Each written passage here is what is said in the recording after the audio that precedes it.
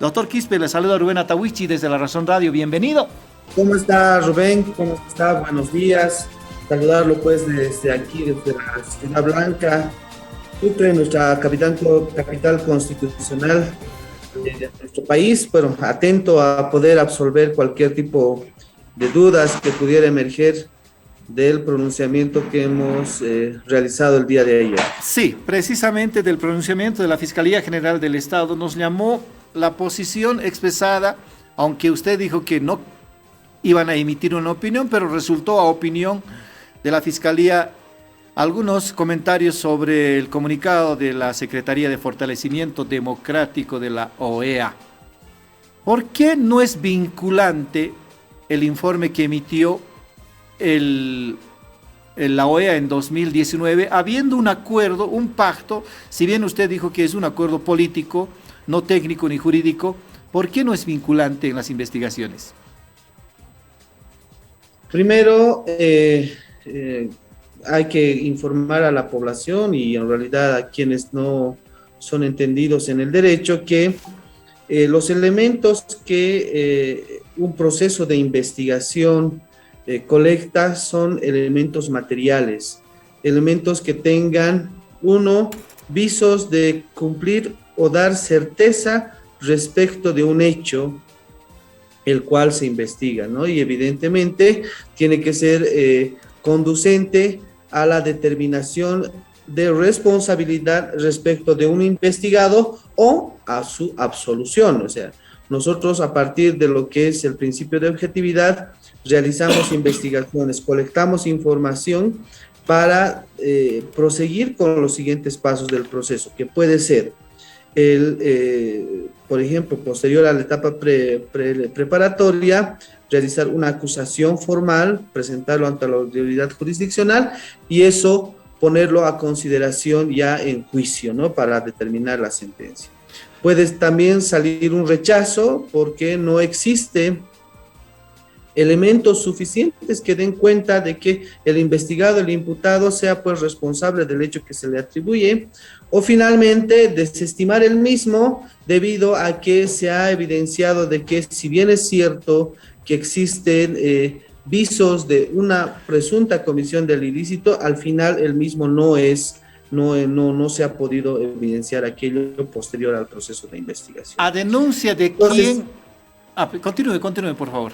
No, entonces ahí nosotros realizamos esa situación, ¿no? Ahora bien, con relación a lo que significa el caso denominado fraude electoral, que tiene sede en la ciudad de La Paz, se inicia de oficio a partir de del informe preliminar que saca la OEA. Para nosotros, como abogados entendidos en materia de justicia y de normas, aquello daba cuenta de que posiblemente haya existido una posible manipulación informática, manipulación de resultados, porque el delito de fraude como tal no existe, no está en nuestro andamiaje normativo, pero sí está el tema de manipulación informática. Entonces realizamos el inicio de investigación a partir de la Fiscalía Departamental, a partir precisamente del informe de la OEA, que se constituye en un indicio. Ahora, ahí es donde viene su pregunta, ¿no? ¿Por qué no tiene el carácter vinculante? Porque esa es la pregunta. Para nosotros, para el derecho, no puede existir pactos vinculantes si es que no están sujetos a un procedimiento de validación, a un procedimiento de jerarquización normativa. Es decir, si había la intención de que este instrumento emitido por la OEA tenga un carácter vinculante, tenga un carácter de oponibilidad para los 11 millones y fracción de bolivianos y bolivianas que habitamos dentro de nuestro país, básicamente tendría que haber sido considerado por la Asamblea Legislativa Plurinacional y elevado a rango de ley. O por lo menos algún tipo de instrumento, inclusive desde el Ejecutivo, tal vez elevarlo a un tema de decreto supremo, pero tenía que entrar en el andamiaje normativo para que sea oponible. Aquello no ha sucedido, por tanto, se constituye en un indicio más que, como insisto, ha sido parte, ya conforma parte del inicio de la investigación que se ha realizado dentro de este proceso. Secretario Quispe, ¿quién o quiénes han instaurado, quiénes han presentado esta demanda del caso fraude? Ahí reitero, se ha realizado de oficio, ¿no? La Fiscalía Departamental de La Paz ha iniciado el proceso de oficio debido a que existía este comunicado, ¿no? Y a partir de eso se ha desarrollado las investigaciones. Entonces se entiende de que al actuar de oficio, por eso es que inmediatamente, horas después del anuncio de la OEA de este informe, se hayan detenido a los entonces vocales electorales, caso de María Eugenia Choque, el señor Costas. ¿No es que se haya actuado de manera ilegal en sus detenciones? No, no se ha actuado de manera ilegal porque, insisto, para nosotros en ese entonces, bueno, hay que pensar en el contexto, ¿no? En ese contexto, este anuncio daba cuenta de la existencia de una posible manipulación informática, manipulación de datos, resultados y demás, entonces ya constituía un posible delito, entonces correspondía tomar todas las medidas que, de previsión que nos establece el Código de Procedimiento Penal para evitar posibles fugas, posibles alteraciones de los indicios, de las pruebas que cursaban en los tribunales supremos electorales y en los tribunales departamentales electorales. Entonces, era parte de el actuar propio del ejercicio de la acción penal pública y no ha sido ilegal. Por eso es que nosotros, y aprovecho la pregunta, por eso es que nosotros, para tener certeza, para poder allanar un resultado objetivo, sujetamos a una pericia informática el hecho denunciado, ¿no? El hecho investigado, perdón. Y emerge precisamente ya después de un proceso de colección de evidencias, colección material de indicios, intervención en el lugar de los hechos. De ahí nacen dudas. Y esas dudas no podían ser absueltas con el mero análisis inferencial dentro del proceso de investigación, sino que ameritaba el pronunciamiento de un experto o de un conjunto de expertos que tengan pericia en lo que es manejo de datos informáticos, porque son al fin y al cabo datos binarios, ceros y unos que se analizan, y bueno, sobre eso un abogado no tiene pues pericia. Claro. Señor Quispe, si tanto oficio tuvo la Fiscalía de detener, de ordenar la aprehensión de los ex vocales, ¿por qué no hizo lo mismo con requerir información ya oficial de parte de la Organización de Estados Americanos? Hemos requerido, no una, muchas veces a través de la Cancillería. Entonces estaba la ex ministra Karen Longarich. Hemos solicitado, nunca nos ha respondido de manera oficial la OEA, no hemos recibido ese pronunciamiento, pese a que nosotros hemos usado los canales, porque nosotros a partir de lo que es del Código de Procedimiento Penal tenemos como autoridad central para cooperación internacional a la Cancillería o al Ministerio de Relaciones Exteriores. A través de ellos hemos solicitado y no hemos tenido respuesta. Por eso es que el día de ayer claramente dijimos que nosotros no íbamos a entrar en el fondo ni pronunciarnos sobre hechos o pronunciamientos de carácter político, primero, pronunciamientos que claramente decíamos que son primero parcializados, que no sabemos, o sea, colecta un sinfín de datos que no sabemos si son verdad o no son verdad, porque no son indicios que sean posibles de contrastar. No están firmados por nadie, están colgados de repente en su página oficial, pero más no sabemos quién es el mentor, quién es el autor, si es un político, si es un ingeniero, es un letrado en materia informática, no lo sabemos. Entonces, sí, para nosotros no amerita mayor análisis. ¿Se acuerda de qué fechas ustedes, la Fiscalía General del Estado, ha mandado estas solicitudes a través de la Cancillería? ¿Existen copias de esa documentación? Claro que sí, está en el cuaderno de investigaciones y sinceramente no tengo la Y fecha aproximada. En Bolivia hubo alguna representación política, no sé si quienes denunciaron o quienes podrían interesarse en este proceso, que presentaron documentos o se adhirieron a a este proceso. Ha habido un par de memoriales que ha cursado, del que me acuerdo es de la señora Carmeneva González. eh, Después me acuerdo que creo que bueno, de ella es de la que me acuerdo porque sí hizo algún seguimiento, pero ahí también hay que ser claros, ¿no?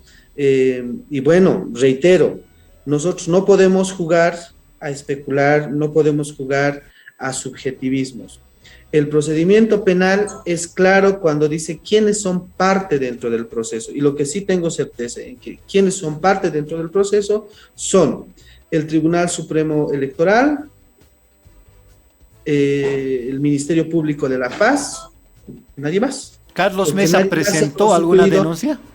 Es que el denunciante no se constituye en parte, mi estimado Rubén. Quienes son parte dentro del proceso, conforme lo establece el Código de Procedimiento Penal, son la víctima, el querellante y el denunciado.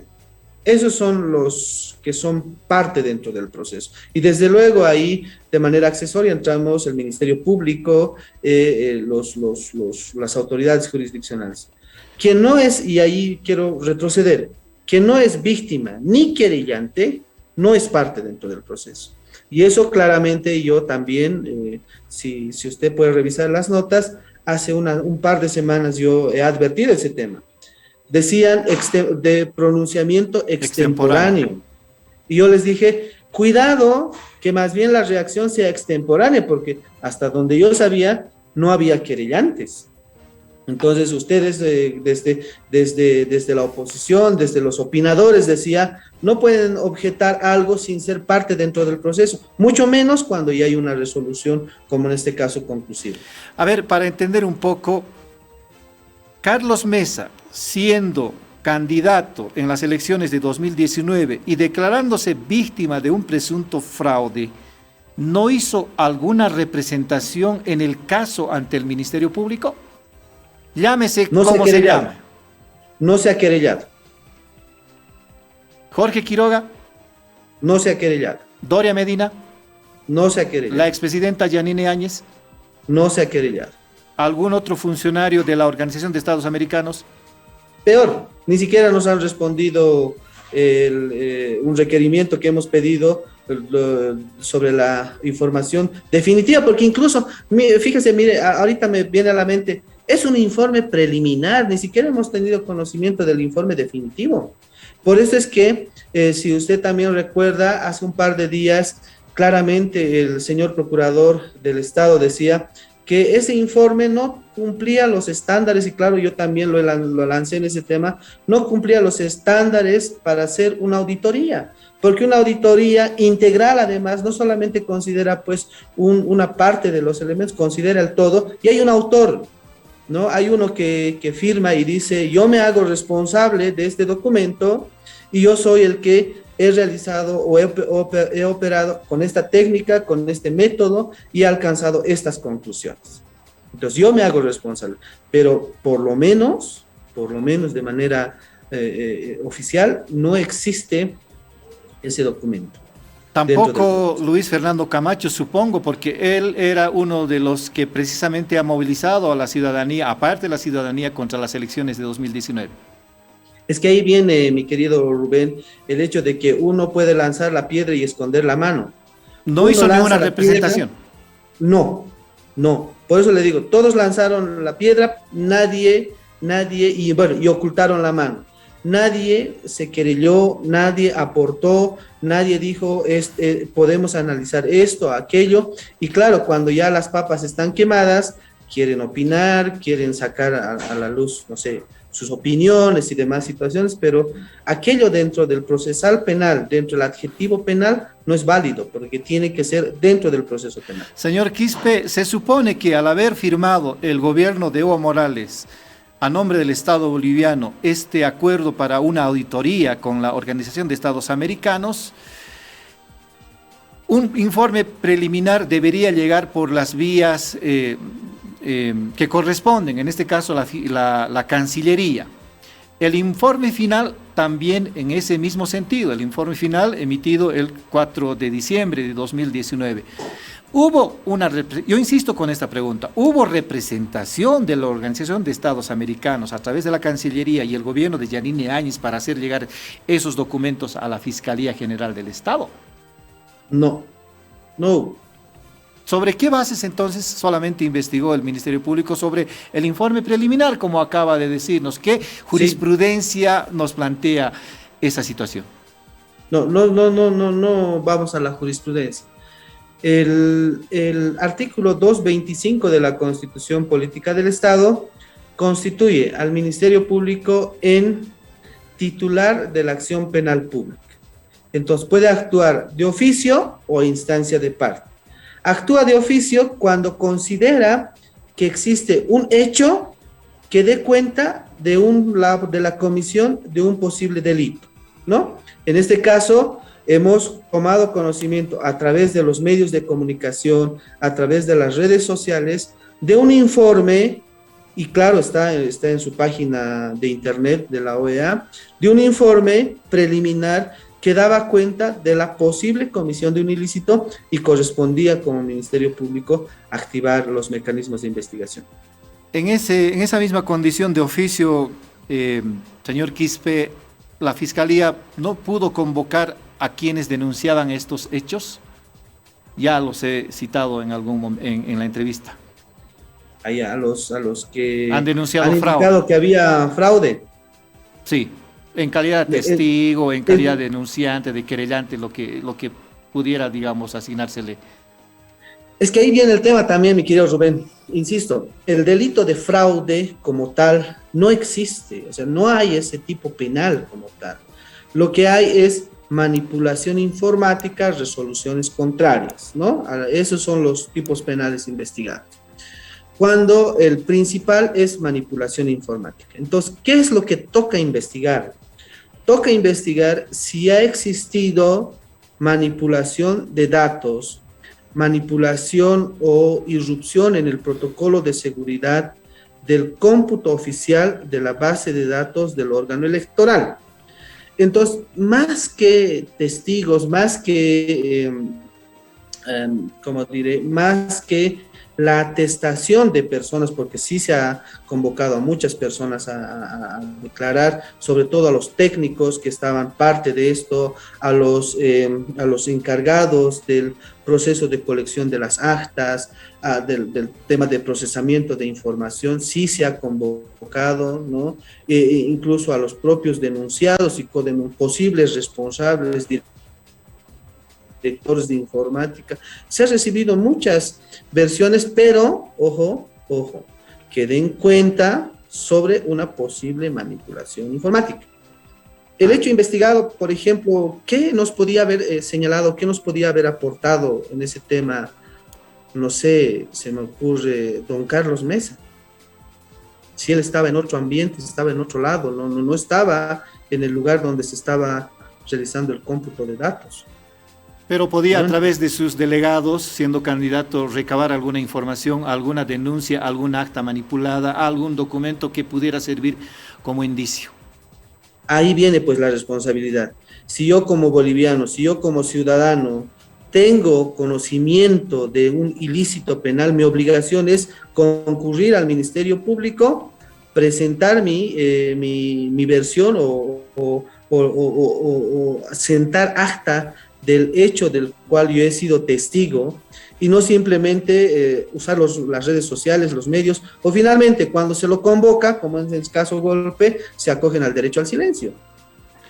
Claro. Eso sí es irresponsable. Señor Quispe, en este caso entonces solo el Tribunal Supremo Electoral hizo una representación. El tribunal que estaba a cargo, como querellante, a cargo de Salvador Romero. Así es. ¿Qué documentación aportó el Tribunal Supremo Electoral para las investigaciones? En realidad, ya una vez reconstituido, ellos nos han dado todo lo que son las actas que estaban en custodia, ellos son los que han develado cómo estaba montada la infraestructura de cómputo. Ellos en realidad nos han facilitado mucha información y el flujo que se ha empleado para el procesamiento de los datos emergentes de las elecciones de 2019. ¿Denuncias que ratifiquen lo que había denunciado el informe preliminar de la OEA por parte del tribunal?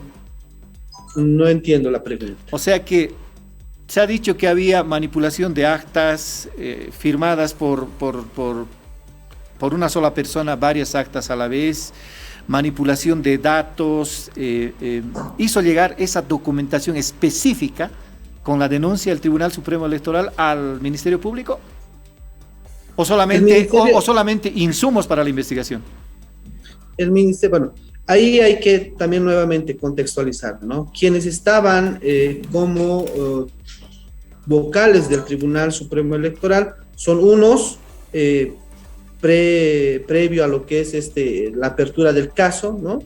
Ahí hablamos de los que han sido detenidos y demás, y tenemos otros que son post, ¿no? Quienes ya se han constituido como víctimas y querellantes, que son el Tribunal Supremo Electoral, a la cabeza de Salvador Romero. Entonces, ellos no tenían la versión que usted me acaba de decir. Ellos tenían la versión de que posiblemente, igual que nosotros, entendían de que o posiblemente haya existido una irrupción en el protocolo de seguridad de la base de datos del cómputo oficial. Y lo que a ellos les correspondía es facilitar toda la información que se les requería desde el Ministerio Público. Uno imagina que el Tribunal Supremo Electoral, al constituirse en parte querellante, debería especificar los puntos en cuestión a manera de denuncia para que la Fiscalía pueda procesar en la investigación. Sí, de hecho, su relación de hechos tiene que ver mucho con el informe preliminar elaborado por la OEA. Señor Quispe. Claro, ahí definitivamente, y claro, lo que hemos sostenido y lo que evidencia también el informe, se da mucho pie a lo que es el TREP, ¿no? El TREP hizo esto, el TREP no hizo, las imágenes del TREP, y bueno, claro está que no se había desplegado, si se quiere en esos términos, la tecnología suficiente que pueda garantizar, por ejemplo, la fidelidad de la toma de imágenes. Y obviamente la captura de un celular que tenga HDF versus un Full HD o 4K que ahora se está manejando son diferentes. Entonces, claro, tal vez esa previsión no se ha tomado. Pero lo que sí, mira, ahí Rubén, corresponde también que la población entienda y comprenda este tema. El TREP es un sistema de cómputo rápido que permite contabilizar de manera inmediata datos, que funcionaba a partir de que el delegado tomaba con el celular la foto, lo enviaba al que está recibiendo los datos del TREP, lo digitalizaba, transcribía lo que veía y eso pasaba a un cómputo. A manera de información. A manera de información. El cambio en el cómputo oficial, que es ya para que se declare ganador o perdedor a una determinada fórmula, llega a la urna física y primero se ve los esquemas de seguridad, si está lacrado, si está abierto, si ha sido irrumpido en el trayecto, ¿no? Y a partir de eso se establece si se va a abrir o no la ánfora. Una vez que se abre la ánfora, se empieza a destapar los sobres que contienen el ánfora, y esos sobres contienen pues los cómputos, las actas oficiales. Estas actas se revisa nuevamente el sobre, se expone a los delegados de los partidos, quienes pueden objetar, decir si está correcto o no está correcto, si falta o no falta. Posterior a eso se exponen las actas, los cómputos, nuevamente se cursa para que se valide si hay borrones, raspones o alguna alteración, y luego se empieza el conteo 1 a 1. Claro. Es decir, cada delegado puede validar o invalidar el cómputo de los votos que se va realizando, y el cómputo que se hace tiene que cuadrar con el otro, ¿no? Si aquello no sucede, es decir, si digamos existen muchas observaciones con relación a una determinada ánfora, esta ánfora queda anulada y de ahí es que nacen las repeticiones en los votos, ¿no? Se dice, creo que en Beni hubo repetición de votos, si no me equivoco, sí. Se anula y tiene que volver a votar porque está mal realizado el cómputo y no hay certeza del tema de lo que son las boletas de sufragio. Entonces, ese es el sistema oficial. Así es. El otro es como ustedes, los comunicadores, llaman un dato capaz que en boca de urna, digámosle. Claro. No es oficial. Este sí es oficial y este es el que hemos investigado. Si en ese procedimiento la base de datos, una vez que se ha insertado, ha sido alterada. Porque puede suceder, mira, puede suceder de que una vez que todos han validado, los delegados de las diferentes fórmulas de las tiendas políticas han validado, han insertado el dato oficial a lo que era el OEP 2, han registrado, y que en el OEP 2 haya manipulación sin que sepan los delegados. Eso es lo que hemos investigado. Que si como delegados yo he validado algo y esto haya sido alterado dentro de lo que es el OEP 2. Eso es lo que hemos investigado y eso es manipulación informativa. Señor Quispe, el Tribunal Supremo Electoral ha hecho una impugnación al sobreseimiento que ha planteado el Ministerio Público del caso. ¿Conoce ese documento? ¿Conoce ese memorial? Corresponde que sea analizado por el fiscal departamental. Nosotros no podemos, desde ningún punto de vista, tomar injerencia de estos temas. Será pues una vez que resuelvan, nos informen, al igual que se ha hecho, ¿no? Con la resolución de sobreseimiento, una vez que la comisión, después de su proceso de investigación, ha concluido con un resultado, ha elevado el informe correspondiente al fiscal general y el fiscal general ha dado a conocer por el hecho tan relevante para nosotros como país. Nosotros estamos aguardando para ver qué es el resultado que se emite a partir de la Fiscalía Departamental y en su momento, una vez que tomemos conocimiento, pues lo daremos a conocer. Usted ayer dijo que quede claro, el caso está cerrado. ¿Qué implica esa aseveración? Ahí aclaro y me remito a las imágenes y a la grabación. Yo dije, el tema está cerrado. O sea, el tema para nosotros es un tema ya zanjado, el tema ya está para nosotros resuelto, no tenemos más que discutir, o sea, pueden existir muchos pronunciamientos, pero mientras no haya sido dentro del proceso, y en este caso sí son extemporáneos, para nosotros ya es un tema zanjado y por eso es que no entramos en debate con relación a este tema. Entonces, ¿qué procedimiento cursa en adelante respecto del caso, de las investigaciones? ¿En qué circunstancia, en qué momento se va a cerrar el caso definitivamente bajo una resolución? Una vez que exista pronunciamiento y resolución definitiva de la autoridad competente, que en este caso es el fiscal departamental de La Paz. ¿Ha considerado, bueno, ayer dijo que no va a opinar sobre la comunicación de la Secretaría de Fortalecimiento Democrático de la OEA? ¿Ha considerado el comunicado de antier? No. Porque ¿qué opinión tiene? ¿Qué criterio tiene? Insistimos, o sea, no podemos nosotros entrar en un debate, en un análisis que no tenga contenido técnico, porque sería entrar en el campo político, sería entrar a lo que hace rato decíamos, ¿no? Los acuerdos políticos que puedan arribar los actores políticos y en la arena política lo dejamos a los políticos.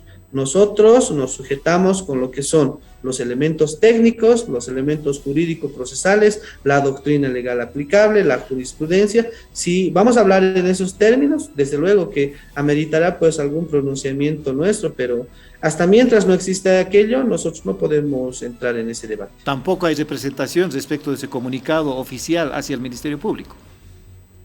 No lo vamos a hacer porque, insisto, no tiene elementos técnico-jurídicos.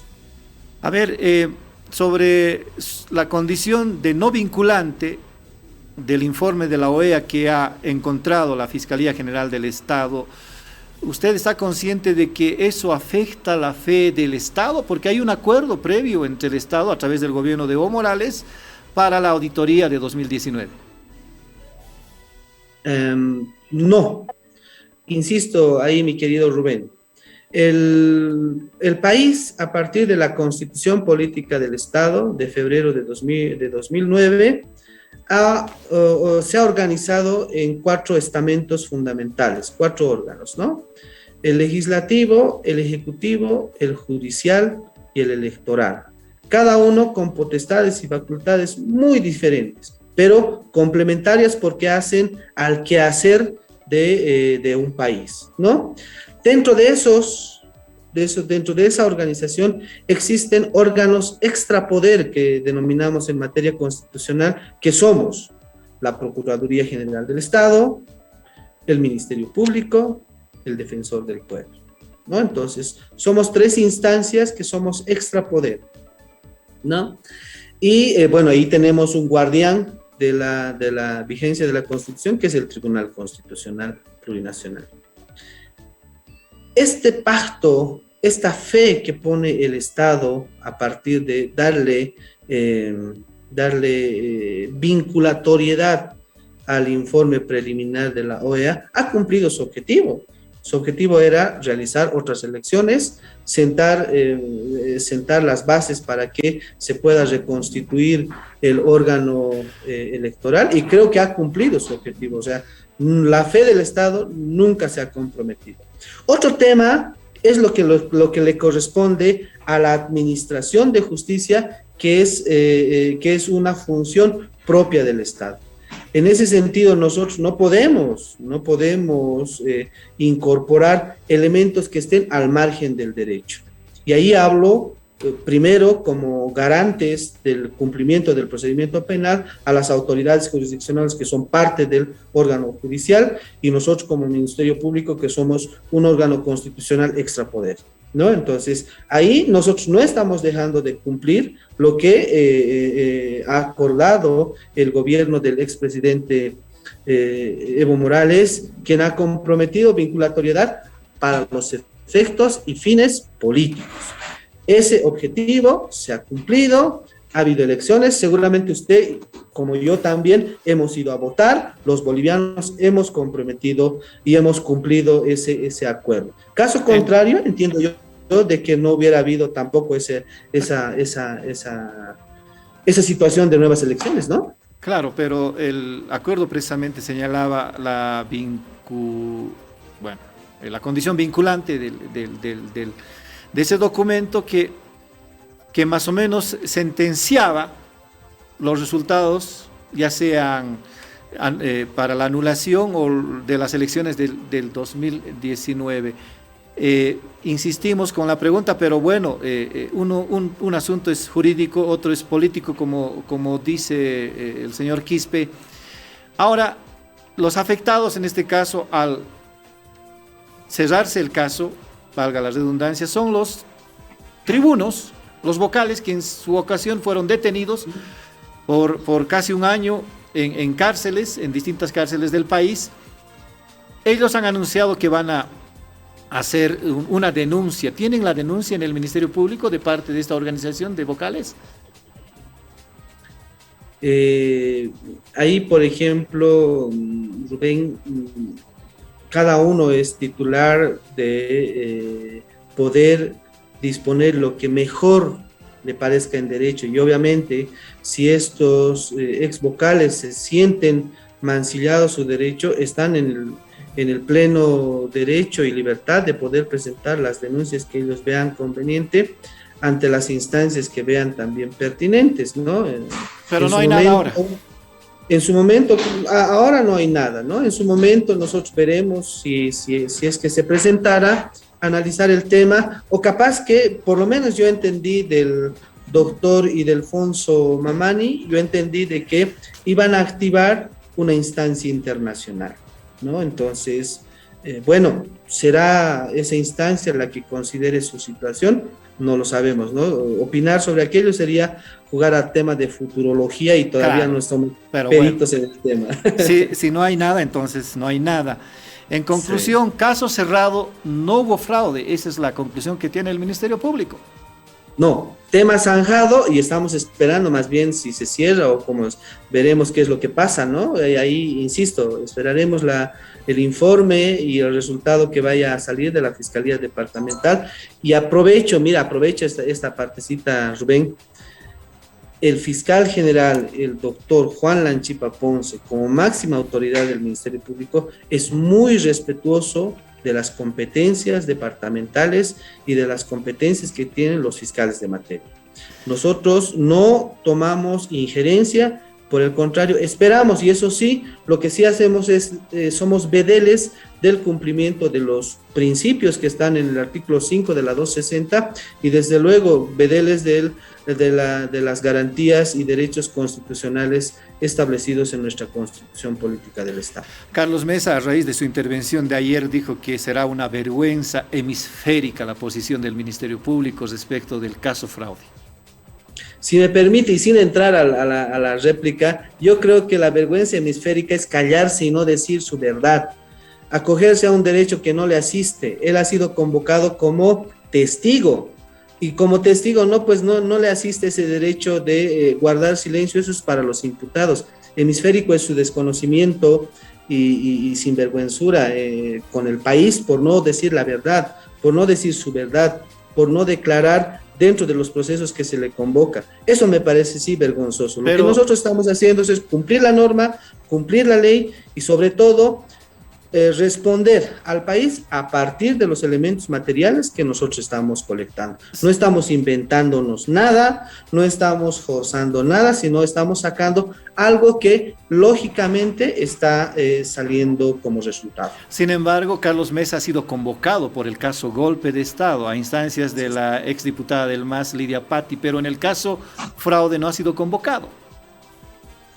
Y no ha sido a instancia de Lidia Patti, ha existido un informe de la Conferencia Episcopal que nos ha dado una lista de quiénes han estado. No, yo hablaba del caso. Del caso Golpe, pues, sí. Del caso Golpe. El caso ha sido al caso Golpe a instancia de Lidia Patti, algo así. Así sí.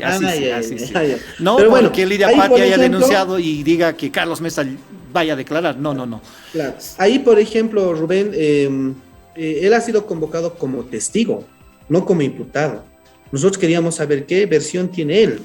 En el otro caso, en el caso fraude, él no podía ser testigo porque no estaba en el lugar de los hechos. Él tenía la versión de sus, como usted decía, ¿no? De sus mandatarios, de sus mandados, ¿no? De sus representantes, de las redes sociales, y obviamente eso no nos sirve a nosotros dentro de la investigación. Bueno, pues, señor Quispe, gracias por su tiempo. Hemos abundado sobre un tema en específico. Nos guardamos los otros temas para una próxima entrevista. Hay varios casos que está investigando el Ministerio Público vinculados a la crisis postelectoral de 2019. Uno de ellos es la masacre de Sacaba y Sencata, como ha llamado la Comisión Interamericana de Derechos Humanos, y que el grupo internacional de expertos independientes está en puertas de señalar su posición y sus hallazgos. Gracias, señor Quispe. No, agradecido a ti, Rubén, a Marco. Reciban un saludo especial y siempre atento a su convocatoria para poder analizar estos temas, informar a la población, y desde luego saludo esta iniciativa de La Razón de tener un espacio en el que se puedan aclarar cosas que de repente en una conferencia de prensa no se pueden hacer, pero que creo que con este espacio la población queda informada. Reciban pues bendiciones, sigan adelante y hasta otra oportunidad. Hasta otra oportunidad, señor Edwin Quispe.